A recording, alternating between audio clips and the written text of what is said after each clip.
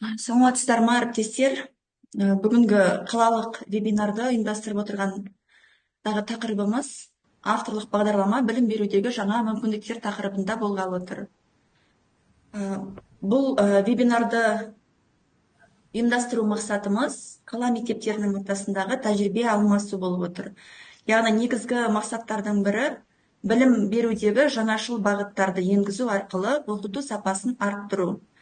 Авторлық бағдарлама арқылы оқушыны жеке қабілеті мен қызығушылығына сай білім беру мүмкіндіктерін көрсету. Және де озық тәжірибе алмасу педагогтардың шығармашылық әлеуетін дамыту болып отыр. Білім берудегі әдістемелік және мазмұндық жаңартуларды қолдау мақсатында тарату. Бұл вебинарда біз әріптестерімізбен бірге өзіміздің жазған авторлық бағдарламаларымыздың таныстырып өтеміз. Саламатсыздар ма, әріптестер? Мен Алматы қаласы Медеу ауданы Бауыржан Момышұлы атындағы нөмір 131 мектеп лицейдің қазақ тілі мен әдебиеті пәндерінің мұғалімі Кулманова Балсыл Ибраевнамын. Еңбек өтілім 38 жыл, санатым жоғары педагог зерттеуші. Аттестаттау кезінде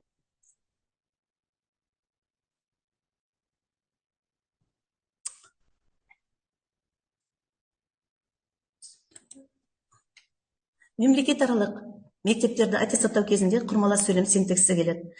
Оқушыларымыз олимпиадаға барса, құрмалас сөйлем синтаксисі келеді. Осы кезде кей кездерде біздер құрмалас сөйлем синтаксисін толық балаға беріп үлгере алмай қаламыз. Сондықтан мен өмір тәжірибеме сүйене отырып, оқушыларға осы құрмалас сөйлем синтаксисін меңгертуді бағдарлама ретінде жазуды мақсат еттім. Бағдарламаның тақырыбы құрмалас сөйлем синтаксисі. Бұл бағдарлама қазақ тілді мектептердің 9 сынып оқушыларына арналған, аптасына 1 сағат, барлығы 34 сағат, теория 12 сағат, тәжірибе 20 сағат. Енді ғылыми әдістемелік сипаттамасы, бұл енді құрмалас сөйлем синтаксис атты бағдарлама оқу жоспарының вариативті бөлігінің оқу бағдарламалары және элективті курстарды әзірлеу және әдістемелік қамтамасыз ету барысында барлық деңгейдегі мемлекеттік жалпыға міндетті стандарттарды басшылыққа ала отырып, оқу жоспарының вариативті бөлігінің оқу бағдарламалары және элективті курстарды сараптамадан өткізу және оларды жаңартылған білім беру мазмұны аясында әдістемелік қамтамасыз етудің өзіміздің мемлекеттік стандартқа сәйкес 2007 жылғы 27 шілдедегі 319 бұйрыққа сәйкес әзірленді. Бағдарламаның мақсаты қазақ тілі пәнінде құрмалас сөйлемнің жасалу жолдары мен мағыналық түрлерін үйрету.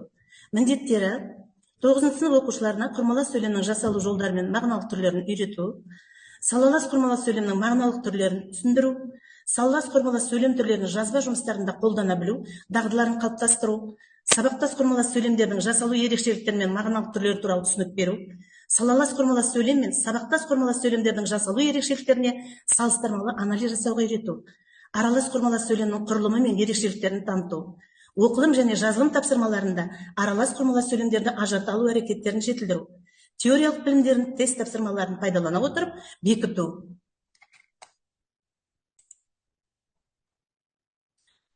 Бағдарламаның өзектілігі неде? Жаңа жартылай өзім айтып кеттім. Мұның өзектілігі біздің сөйлеуіміз оқу, жазу, тыңдау, айтылымнан тұратыны белгілі. Осы дағдыларды жүзеге асыруда сөйлем үлкен рөл атқарады. Сөйлем біршама аяқталған ойды білдіретін сөздер тобы. Адам әртүрлі, бір мезгілде бір емес бірнеше ойын білдіре алады. Міне, осы кезеңде ойды жеткізу құралы сөйлем туралы жан-жақты білмесе, ойын сауатты жеткізе де алмайды. Сондықтан да жай сөйлем ғана емес, құрмалас сөйлемді меңгерту керек. Құрмалас сөйлем екі немесе бірнеше жай сөйлемнен құралып, күрделі ойды білдіретін мағыналық жағынан өзара байланысты біртұтас сөйлем. Жалпы грамматика бұл тілді қалай сөйлейтінімізден, оқитынымыздың және түсінетініміздің маңызды бөлігі. Грамматика арқылы жазылымда, айтылымда ой сауатты жеткізіледі. Ең бірінші өзектілігін осымен байланыстырамын. Сонымен қатар емтихандарда, бөлім 90 бойынша жиынтық бағалауларда оқушылар көбінесе жазылым арқылы сынақтар тапсырады. Жазылым, оқылым, тыңдалым, айтылым арқылы қалыптасатыны белгілі. Алайда ең соңғы нәтижесі сол жазған жұмысы, ойды жеткізу деңгейі арқылы көрінеді. Құрмалас сөйлем синтаксисін жетік меңгерген оқушы өзінің зиялы екенін де көрсете алады. Екінші өзектілігі осымен анықталады. Ал үшіншіден, бұл бағдарламаның отандық білім берудің сапасын арттыру, баланың қажеттілігін зерттей отырып, оқушылар олимпиадасында, кез келген сайыстарда құрмалас сөйлем синтаксисінен тапсырмалар ұсынылатындықтан, тақырыпты меңгертуге деген олардың қызығушылығын ояту бүгінгі күннің өзекті мәселесі. Сонымен бұл бағдарлама жаңартылған білім беру аясында оқушылардың ойдың аражығын ашып дұрыс сөйлеу және жазылым дағдыларын қалыптастыруда маңызды. Күтілетін нәтижеміз қандай? Мұнда құрмалас сөйлемнің жасалу жолдары түрлерін ажыратады, сызба бойынша сөйлемдер құрастырады. Құрмалас сөйлемді қолданып, дәл осы кезеңде кім не істеді тақырыбында өзара диалогқа қатыса алады. Саллас сөйлемдерді қолданып, дебат ұйымдастыра алады. Саллас сөйлемдерді қолданып, монолог жаза алады. Жалғаулық шылаулар арқылы байланысқан салластың екі түрін салыстыра отырып, меңгереді, ажыратады, түрлендіріп қолданады. Саллас құрмалас сөйлемге байланысты қойылатын тыныс белгілерді меңгереді. Топтар қатені тап тәсілімен берілген мәтін аясында автор оқырман ретінде талқылау сұрақтарын құрастырады. Сабақтастың жасалу жолын үйренеді. Вен диаграммасы арқылы салалас пен сабақтастың ұқсастығы мен айырмашылығын көрсете алады. Көркем әдебиет пен публицистикалық стильдегі мәтіндердің тақырыбын, қызметін, құрылымын, тілдік ерекшелігін салыстыра талдайды. Екі түрлі түсініктеме күнделігі әдісімен тыныс белгілердің қойылу себебін дәлелдейді. Берілген мәтіннің ой реттілігін анықтайды. Қате құрылған сөйлемдер табады, логикалық түзетулер енгізеді және оны редакциялай алады.